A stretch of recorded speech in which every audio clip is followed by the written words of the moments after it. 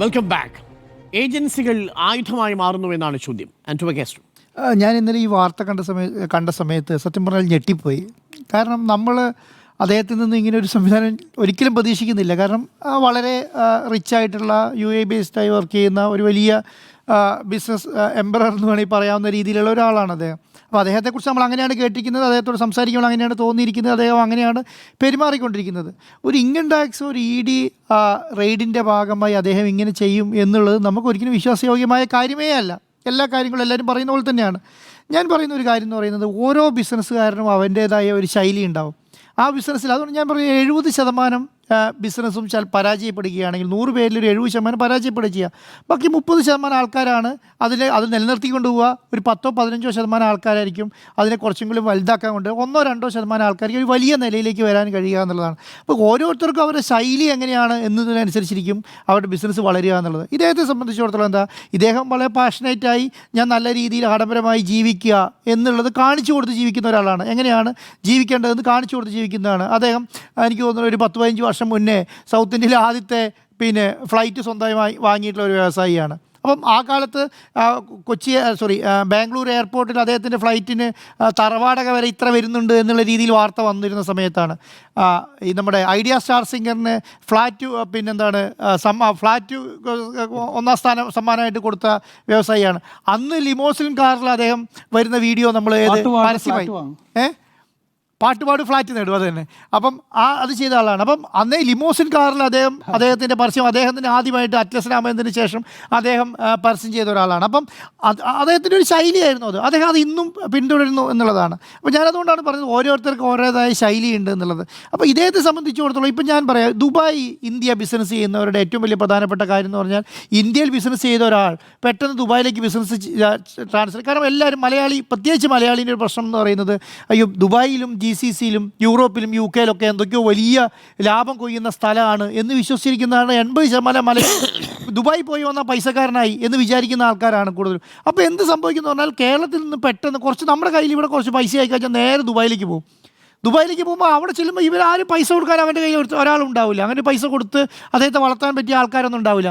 അപ്പോൾ എന്താ ചെയ്യുന്നത്, നമ്മുടെ കയ്യിൽ ഇന്ത്യയിലുള്ള പൈസ തന്നെ അദ്ദേഹത്തിന് അങ്ങോട്ട് കൊണ്ടുപോകും. RBIൻ്റെ പെർമിഷൻ എടുത്തിട്ടുണ്ടാവില്ല, അതിനെക്കുറിച്ച് ധാരണ ഉണ്ടാവില്ല, അല്ലെങ്കിൽ അവിടേക്ക് അയക്കാൻ വേറെയുള്ള മാർഗ്ഗങ്ങൾ ഉപയോഗിച്ചിട്ടുണ്ടാവും. അവിടെ പെട്ടെന്ന് കൊണ്ട് ഇൻവെസ്റ്റ് ചെയ്ത് ഏതെങ്കിലും 2-3 ബിസിനസ് ക്ലിക്കാവുന്നതോട് കൂടിയിട്ട് അവിടെ ടാക്സ് ഇല്ല, അവിടെ GST ഉണ്ടാവില്ല. അവിടെ ഇപ്പോഴാണ് GST വന്നത്, ആ ഒരു 2 വർഷമായിട്ടുള്ള അവിടെ ടാക്സ് വന്നിട്ട്, സെയിൽ ടാക്സ് വന്നിട്ട്. അതുവരെ അവിടെ ഒരു ടാക്സും ഇല്ല. അപ്പോൾ അവിടുത്തെ രീതിയിൽ അവിടെ വാങ്ങുക വിൽക്കുക ചെയ്യുക ഒക്കെ ചെയ്ത് കഴിയുമ്പോൾ ആരാ ഇന്ത്യൻ സിറ്റിസനാണ്. ഇതാരെങ്കിലും ഒന്നൊന്ന് ചോദിക്കുമ്പോഴാണ് ദൈവമേ ഇതൊന്നും ചെയ്തിട്ടില്ലല്ലോ നമ്മൾ എന്നുള്ള നിലയിലേക്ക് വരുന്നത്. ദുബായിൽ ബിസിനസ് ചെയ്യുന്ന ഒരു ഒട്ടുമിക്ക ആൾക്കാരുടെ അവസ്ഥ ഇത് തന്നെയാണ്.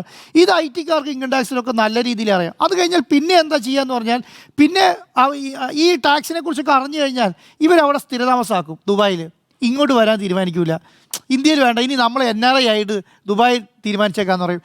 ഒരു പ്രായം കഴിഞ്ഞ് കഴിഞ്ഞാൽ എന്താ സംഭവിക്കുക, ഒരു ടെൻഷനാവും, നമ്മൾ ഇവിടെ ഇത്രയും നാളായില്ല, ഇനി ഇവിടെ എന്തിനാ കാര്യം, നമുക്ക് നാട്ടിൽ തന്നെ ചെയ്യാമെന്ന് വിചാരിക്കും. അവിടെ ഇഷ്ടംപോലെ പൈസ ഉണ്ടാവും. NRI മണിയാന്ന് പറഞ്ഞിട്ട് നേരെ എടുത്ത് ഇവിടെ കൊണ്ടുവന്ന് ഇൻവെസ്റ്റ് ചെയ്യും. ഇവിടെ ഇൻവെസ്റ്റ് ചെയ്യുന്ന സമയത്ത് എന്താ സംഭവിക്കുക, ഇവിടെ ഇൻവെസ്റ്റ് ചെയ്യുമ്പോൾ തന്നെ റഡാറിൻ്റെ കീഴിൽ വന്നു കഴിഞ്ഞു. നമ്മൾ ഇവിടെ ഇൻവെസ്റ്റ് ചെയ്താൽ ഒരു പരസ്യം ചെയ്ത് കുറച്ച് ആൾക്കാരറിഞ്ഞ് 2 റോൾസ് റോയ്സും ഒരു ബെൻസും ഒരു BMW ഒക്കെ മേടിക്കുമ്പോഴത്തേക്ക് ആൾക്കാരറിഞ്ഞ്, പ്രത്യേകിച്ച് മലയാളിയുടെ സ്വഭാവം വെച്ചിട്ട് അവരെല്ലാവരും നല്ല രീതിയിൽ പറഞ്ഞ് അങ്ങ് പരത്തി. പിന്നെ ഇവൻ്റെ സോഴ്സ് അന്വേഷിക്കണം, ഇവൻ എവിടെ നിന്ന് ഉണ്ടാക്കിയതാണെന്ന് അറിയണം, ഇവൻ കള്ളപ്പണം ഉള്ളതാണെന്ന് അറിയണം. ഇതൊക്കെ ആരാണ്, നമ്മൾ തന്നെ പറഞ്ഞുകൊണ്ടിരിക്കും. ഇത് കള്ളപ്പണം ഉണ്ടോ, സോഴ്സ് ഇത് പിന്നെ എന്താണ്, ഒരു ഇൻകം ടാക്സ് വിളിക്കുന്ന സമയത്ത് ഇൻകം ടാക്സിനോ EDക്കോ അത് നോട്ടീസ് കൊടുക്കുമ്പോൾ തന്നെ അറിയാം ഇങ്ങനെ ഒരു ട്രാൻസാക്ഷൻ ഉണ്ടാവും എന്നുള്ള കാര്യം അറിയാം. ഇത് തരണം ചെയ്യാൻ ഞാൻ ഉദാഹരണം പറയുന്നത്, ദുബായിലും അല്ലെങ്കിൽ ഗൾഫ് രാജ്യങ്ങളിലോ വിദേശത്തുള്ള ആൾക്കാർക്കത് ഇന്ത്യയിലെ ഒരു അന്വേഷണ ഏജൻസി. കാരണം അവിടുത്തെ ഒരു ബേസ് അനുസരിച്ചിട്ട് എന്താണ്, അവിടുത്തെ ഒരു പോലീസ് ഉദ്യോഗസ്ഥൻ വന്നാൽ നിങ്ങൾക്ക് ആദ്യം ഷൈക്കാൻ്റെ ഒന്ന് നിങ്ങൾ ഹാപ്പിയാണോ, എന്തൊക്കെയാണ് ചെയ്യുന്നത്, വളരെ നമ്മളെ കംഫർട്ട് സ്റ്റേജിലെടുത്തിട്ട് അവർ ചോദിച്ചു തുടങ്ങുള്ളൂ. അല്ലാതെ ഇവിടെ വന്ന പോലെ 4 വന്ന് ബഹളം ഉണ്ടാക്കി വണ്ടി കയറി, നിങ്ങളുടെ ഫോൺ കൊണ്ടാ, നിങ്ങളെവിടെ ഇപ്പോൾ ഏതാ യൂസ് ചെയ്യുന്നത്, നിങ്ങളിത് ഫോൺ മാറ്റി വെക്ക്, നിങ്ങൾ ഇനി ഒരാളെ വിളിക്കാൻ പാടില്ല, അങ്ങോട്ട് മാറി നിൽക്ക്. ഇതൊന്നും താങ്ങാനുള്ള ശേഷി ദുബായിലെയോ ഇന്ത്യക്ക് പുറത്തുള്ള വ്യവസായികളില്ല. അതൊരു സത്യമാണ്. അതുകൊണ്ടാണ് നമ്മൾ പ്രധാനപ്പെട്ട ദുബായിൽ ബിസിനസ് ചെയ്യുന്നവർക്ക്, കാരണം നമ്മൾ വിചാരിക്കുമ്പോഴത്തേക്കും ഭയങ്കര കാരണം അത് അവർ ശീലിച്ചിട്ടില്ല. ഇപ്പോൾ റോയിനെ സംബന്ധിച്ചിടത്തോളം 10-15 വർഷത്തിന് മേലെ അദ്ദേഹം ദുബായിൽ തന്നെയാണ്. മനസ്സിലായി, അവിടെ ബിസിനസ് ചെയ്ത ഒരാളാണ്. ഇവിടെ വന്നിട്ട് നിങ്ങൾ അങ്ങോട്ട് കുറച്ച് ഹരാസ് ചെയ്യുന്ന ഒരു ഉദ്യോഗസ്ഥനാണ് എന്നുള്ളതാണെങ്കിൽ, ഒരു ടോർച്ചർ ചെയ്യുന്ന ഒരു ഉദ്യോഗസ്ഥനാണെങ്കിൽ ഇദ്ദേഹത്തെ സംബന്ധിച്ച് ഇത് താങ്ങാനുള്ള ശേഷി ചിലപ്പോൾ ഉണ്ടായിക്കൊള്ളുന്നില്ല. അപ്പോൾ എന്താണ് ചെയ്യുക? അപ്പം വിചാരിക്കുന്നത്, ഞാനിനി ഉണ്ടായ സാധനം മുഴുവൻ, ഞാൻ എൻ്റെ ലൈഫിൽ ഉണ്ടാക്കിയ സാധനം മുഴുവൻ ഇൻകം ടാക്സ് കൊണ്ടുപോകുവാണോ, ED കൊണ്ടുപോകുവാണോ, ഇനി ഇത് ഞാൻ ഉണ്ടാക്കിയത് മുഴുവൻ നമുക്ക് മക്കൾക്ക് വേണ്ടേ എന്നൊക്കെ ചിന്തിച്ച് കഴിഞ്ഞാൽ എന്നാൽ പിന്നെ ഞാനങ്ങ് പോയാൽ ഈ പ്രശ്നം അവസാനിക്കും എന്നാണ് ചിന്തിക്കുന്നത്. നമ്മൾ പല കാലങ്ങൾ ചിന്തിച്ചിട്ടുണ്ട്. ഇപ്പോൾ നമ്മൾ ജോയിൻ്റെ വയനാട്ടിൽ കപ്പൽ ജോയിൻ്റെയൊക്കെ അവസ്ഥ കാരണം നമ്മളങ്ങ് പോയതോട് കൂടിയിട്ട് ഈ പ്രശ്നം അവസാനിക്കുമെന്ന് വിചാരിക്കുകയാണ്. അപ്പോൾ അങ്ങനെയൊക്കെയാണോ വിചാരിച്ചെന്നറിയില്ല. നമുക്കിതിനെക്കുറിച്ച് ക്ലാരിറ്റി, നിങ്ങൾ നേരത്തെ പറഞ്ഞ പോലെ ക്ലാരിറ്റി പുറത്തേക്ക് വന്നിട്ടില്ല. പക്ഷേ എന്താണ് സംഭവം, കേരളത്തെ സംബന്ധിച്ചിടത്തോളം അല്ലെങ്കിൽ ഈ സൗത്ത് ഇന്ത്യനെ സംബന്ധിച്ചിടത്തോളം പ്രശ്നം എന്ന് പറയുന്നത് 30% ഇൻകം ടാക്സ് ആണ്. മനസ്സിലായോ? 30% ആണ്, ചെറിയ പൈസയല്ല. ഒരു 500 കോടി രൂപയുടെ ബിസിനസ് ഒരു വർഷം ചെയ്ത് അവരൊരു ഫൈനിട്ട 3 ടൈംസ് 4 ടൈംസ് ഫൈനാണ്. കാരണം അവർ പറയുന്നത് എന്തായിരിക്കും, ഒരു ഉദ്യോഗസ്ഥൻ വന്ന് വളരെ കൂളായിട്ടാണ് പറയുന്നത്, നിങ്ങൾ 100 കോടി രൂപ വെട്ടിച്ചു, നിങ്ങൾക്ക് ടാക്സ് അടക്കം എത്ര അടിക്കും, നിങ്ങൾ 5 ടൈംസ് അടയ്ക്കണം, അല്ലെങ്കിൽ 3 ടൈംസ് അടച്ചാൽ 300 കോടി രൂപ അടയ്ക്കണം എന്ന് പറഞ്ഞാൽ അത്രയും വരുമാനം ഉണ്ടായിക്കൊള്ളുന്നില്ല. ഇദ്ദേഹത്തിൻ്റെ വേറൊരു പ്രശ്നം, ഇതിൽ ഞാൻ കണ്ട ഇദ്ദേഹത്തിൻ്റെ ഒരു ബിസിനസ് ശൈലി കണ്ടപ്പോൾ എനിക്ക് തോന്നിയ കാര്യമാണ് ഞാൻ പറയുന്നത്. ഇത് സീറോ ഡെപ്റ്റ് കമ്പനിയാണ്, കടമില്ലാത്ത കമ്പനിയാണ്. ഈ കടമില്ലാത്ത കമ്പനി എന്ന് പറയുമ്പോൾ ഉണ്ടാകുന്ന പ്രശ്നം എന്താ, ഇദ്ദേഹത്തിന് പിന്നെ എവിടെ നിന്നാണ് പണം വരുന്നത്? ഇദ്ദേഹം എന്താണ് ചെയ്യുന്നത്? റിയൽ എസ്റ്റേറ്റ് ആണ്, ഫ്ലാറ്റുകളാണ് പണിയുന്നത്. ഈ ഫ്ലാറ്റിൻ്റെ പണം എന്ന് പറയുന്നത് ഇദ്ദേഹത്തിന് ഞാൻ പറയുന്നത് അഡ്വാൻസ് ആണ് വാങ്ങുന്നത്. നമ്മളൊരു പ്രൊജക്റ്റ് അനൗൺസ് ചെയ്യുന്നു, ആ പ്രൊജക്റ്റിന് അഡ്വാൻസ് മേടിക്കുന്നു, അഡ്വാൻസ് നമ്മുടെ കയ്യിലുണ്ട്. പക്ഷേ എന്താ, ഇത് കടമില്ലെങ്കിലും ഇത് ആരുടെ പണമാണ്? ഇത് വേറെ ഒരാളുടെ പണമാണ്. ഈ പണത്തിൻ്റെ അവൻ്റെ ഉദ്ദേശം എന്ന് പറയുന്നത് അവൻ പറയുന്ന സമയത്ത് അത് ചെയ്തു കൊടുക്കുന്നു. അത് ഈ കഴിഞ്ഞ ഏകദേശം 25,000 ഹാപ്പി കസ്റ്റമേഴ്സ് എന്ന് പറയുന്നത് 25,000 ഫ്ലാറ്റുകൾ പണത്തിന് ഇദ്ദേഹം കൊടുത്തിട്ടുണ്ട്. ഒരാളുടെ അടുത്തും കംപ്ലയിൻറ്റ് ഉണ്ടായിട്ടില്ലല്ലോ. 6 മാസം 8 മാസം അല്ല 1 വർഷം 1.5 വർഷം കൊണ്ട് ഫ്ലാറ്റ് കറക്റ്റ് സമയത്ത് പണത്തെ അദ്ദേഹം കൊടുക്കുന്നുണ്ട്. പക്ഷേ ഇദ്ദേഹത്തിൻ്റെ കയ്യിലുള്ള പണം ഇനഫ് ഫണ്ട് അക്കൗണ്ടിലുണ്ട് എന്നാണ് പറയുന്നത്. സഹോദരൻ അങ്ങനെ പറയുന്നത്. അദ്ദേഹത്തിന് വേറെ ത്രെട്ടണിങ് ഇല്ല, അദ്ദേഹത്തിൻ്റെ കയ്യിൽ ഇനഫ് ഫണ്ട് ഉണ്ട്. ഇനഫ് ഫണ്ട് എന്ന് പറഞ്ഞാൽ അദ്ദേഹത്തിൻ്റെ ഫണ്ട് ആയിക്കോണം തന്നെ ഇല്ല ഈ പറയുന്ന. പക്ഷേ ഇതെങ്ങാനും ബ്ലോക്ക് ചെയ്യാം എന്ന് ഒരു ഇൻകം ടാക്സ് ഉദ്യോഗസ്ഥൻ പറഞ്ഞു വെക്കുക, നിങ്ങളിങ്ങനെ ഒരു വയലേഷൻ നടത്തിയിട്ടുണ്ട്, നിങ്ങളിങ്ങനെ വയലേഷൻ നടത്തിയാൽ നിങ്ങളുടെ പണം നിങ്ങൾ അക്കൗണ്ട് ഫ്രീസ് ചെയ്യും എന്ന് പറഞ്ഞാൽ അത് താങ്ങാനുള്ള ശേഷി ഉണ്ടാവില്ല. കാരണം എന്താണ്, ഇതിന്ന് സാധാരണക്കാരായ ഇന്ത്യൻസിൻ്റെ ഫണ്ടോ ദുബായിലുള്ളവരോ ഫണ്ടായിരിക്കും. കാരണം എങ്ങനെയാണ്, അഡ്വാൻസ് ബുക്കിംഗ് കിടക്കുന്ന ഫണ്ടായിരിക്കും. കാരണം ഇത് നാളെ രാവിലെ ഇത് പണിത് കൊടുക്കണം, ഈ ഉത്തരവാദിത്തം മുഴുവൻ ഞാൻ തന്നെ ഏറ്റെടുത്ത് ഇത് ചെയ്തു കൊടുക്കേണ്ട അവസ്ഥ എന്ന് ചിന്തിക്കാൻ പറ്റിയിട്ടുണ്ടെങ്കിൽ ചിലപ്പം ഇതൊക്കെ ആലോചിക്കും. കാരണം ഞാൻ പറയുന്നത് എല്ലാ വ്യവസായികൾക്കും ഉണ്ടാകുന്ന പ്രശ്നം എന്ന് പറയുന്നത് അവരവരുടെ പ്രശ്നം അവരവർക്കേ മാത്രമേ അറിയുള്ളൂ. അത് വേറെ ആർക്കും അറിയണമെന്നില്ല. ഏത് വ്യവസായി ആയാലും. നിങ്ങൾ ഇന്ത്യയിലെ ഏറ്റവും പ്രധാനപ്പെട്ട വ്യവസായി അനിൽ അംബാനിയും മുകേഷ് അംബാനി അനിൽ അംബാനി സഹോദരന്മാരാണ്.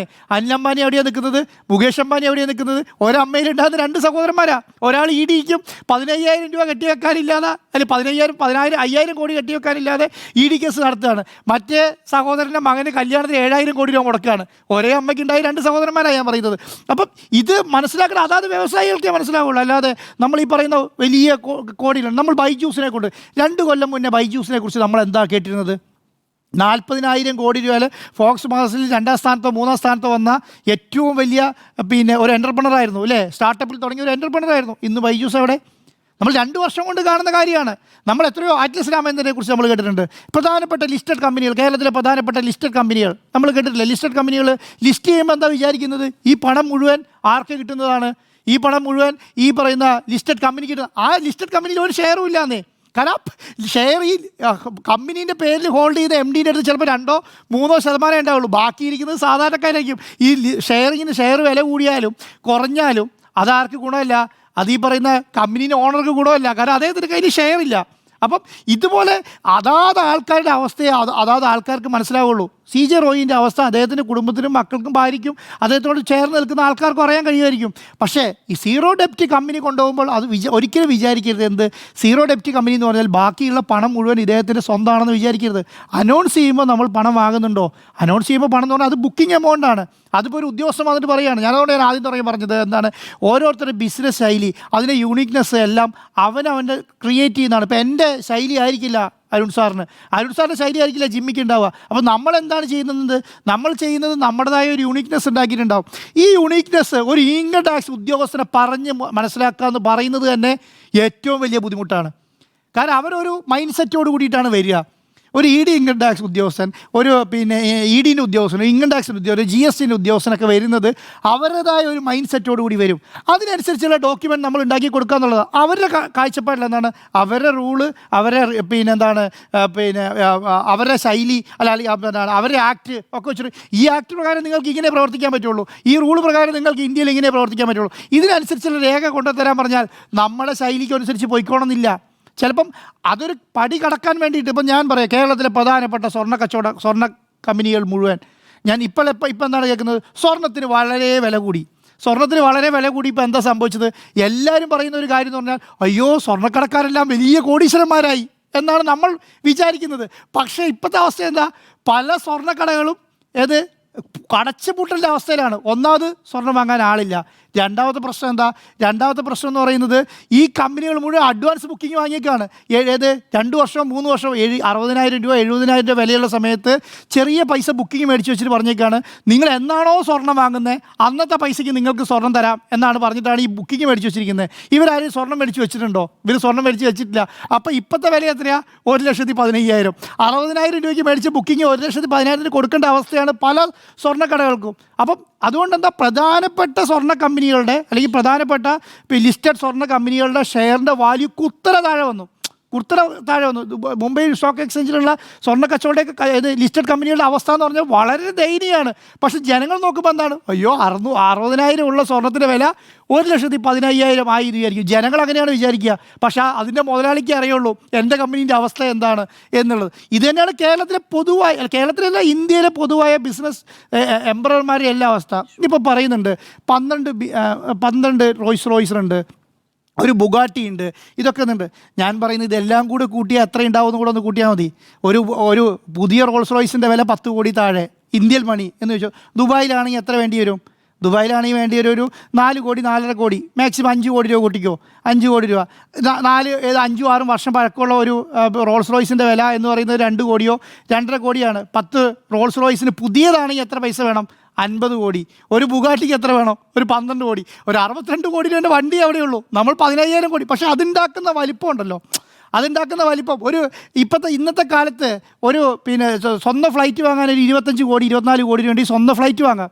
ഒരു പ്രൈവറ്റ് ജെറ്റ് വാങ്ങാം. നമ്മൾ സാധാരണ റോഡിൽ കൂടെ ഓടുന്ന പിന്നെ വലിയ കാറുകളുണ്ടല്ലോ, ബെൻസിൻ്റെയും BMW ടൊയോട്ടോൻ്റെയൊക്കെ വലിയ കാറുകൾ.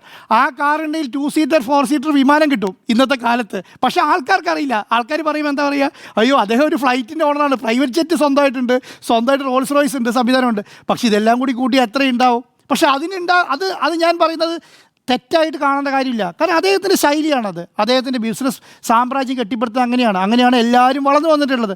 പക്ഷേ അതിലേക്ക് വേറൊരാൾ ചോദ്യം ചെയ്യാൻ വരുന്ന സമയത്ത് ഇതുണ്ടാവുന്ന ബുദ്ധിമുട്ടാണ്. അപ്പം ഞാൻ എന്ന് പറയുന്നൊരു കാര്യം അറിയോ, എല്ലാ ബിസിനസ്സുകാരും എല്ലാ സംരംഭങ്ങളും ഒരു കാര്യം മനസ്സിലാക്കിക്കോളൂ, ഇതൊരു ദിവസം നമ്മൾ വിട്ടുകൊടുക്കേണ്ടതാണെന്ന് മനസ്സിലാക്കിയാൽ മതി. ഒരു ദിവസം നമ്മളിത് എവിടെയെങ്കിലും കൊടുക്കേണ്ടി വരും. ഇത് നമ്മുടെ 0-യിൽ നമ്മൾ തുടങ്ങാൻ എന്നും തയ്യാറായിക്കോളുക. ഏത് പ്രശ്നം ഉണ്ടായാലും നമ്മൾ 0-യിൽ നിന്ന് തുടങ്ങണം എന്ന് തീരുമാനിക്കും. ഇന്ന് മുഴുവൻ നമ്മളെ നഷ്ടപ്പെട്ടു, ഇന്ന് മുഴുവൻ നമ്മളെ പോയി, നമ്മൾ നാളെ രാവിലെ 0-യിൽ നിന്ന് തുടങ്ങാൻ തീരുമാനിച്ചാൽ ഈ പറയുന്ന പ്രശ്നമില്ല. അല്ലെങ്കിൽ അയ്യോ ഇത് എൻ്റെ മക്കൾക്കും എൻ്റെ മരുമക്കൾക്കും എൻ്റെ ഒരു 3 തലമുറ ജീവിക്കാൻ വേണ്ടിയിട്ടുള്ള സ്വത്താണ് ഞാൻ ഉണ്ടാക്കുന്നതെന്ന് എന്ന് തീരുമാനിച്ചോ, അന്നതോടുകൂടി നമ്മൾ സമാധാനം പോയി. പിന്നെ കിടന്നുറക്കാൻ പറ്റില്ല. കാരണം എന്താ, നാളെ നമുക്ക് എന്താവും മറ്റന്നാൾ എന്താവും എന്ന് പറയാൻ കഴിയില്ലല്ലോ. അപ്പോൾ എന്തെങ്കിലും ഒരു ദിവസം ഇത് വിട്ടുകൊടുക്കണം എന്ന് വിചാരിച്ചിട്ട് മുന്നോട്ട് പോകാം. കാരണം ഇതൊരു പാടാണ് കേട്ടോ.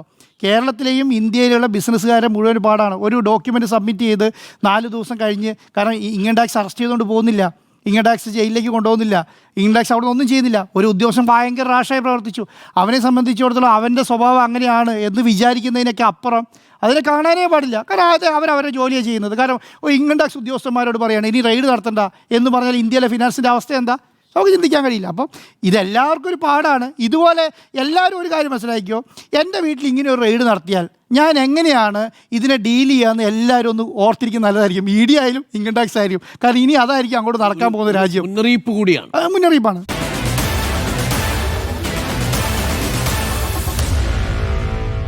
Meet the editors.